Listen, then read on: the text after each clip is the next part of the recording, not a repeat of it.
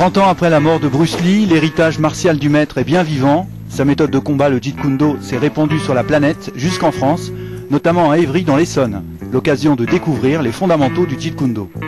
On a 3 piliers de développement essentiels. Le premier sera autour de la condition physique, parce qu'il est important d'avoir un système cardiovasculaire extrêmement développé. Maintenant, le deuxième, ça va être tout ce qui va être sensibilité, combat rapproché en contact. Voilà. Donc écoute d'énergie de l'adversaire. Il ne faudrait pas opposer une force à une force, mais plutôt essayer d'exploiter celle qu'il nous donne de façon à la retourner contre lui. Et le troisième, c'est tout le savoir-faire, déplacement, pied et poing, donc le kickboxing.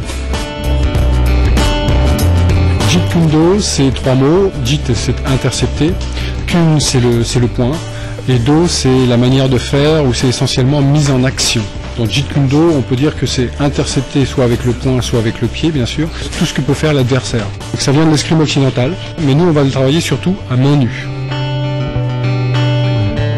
On a déjà vu l'interception, notamment grâce aux élèves privés que Bruce Lee avait dans les années 70.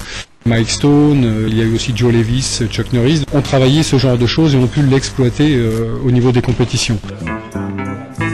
Ce qui m'intéresse vraiment, c'est de prendre un champion du monde de boxe et de lui apprendre l'art d'interception avec toutes les stratégies et tactiques d'assaut que Bruce Lee a mis en place, ce qui lui permettrait d'atteindre un niveau supérieur, vu tout le travail qui a déjà été effectué sur son propre corps.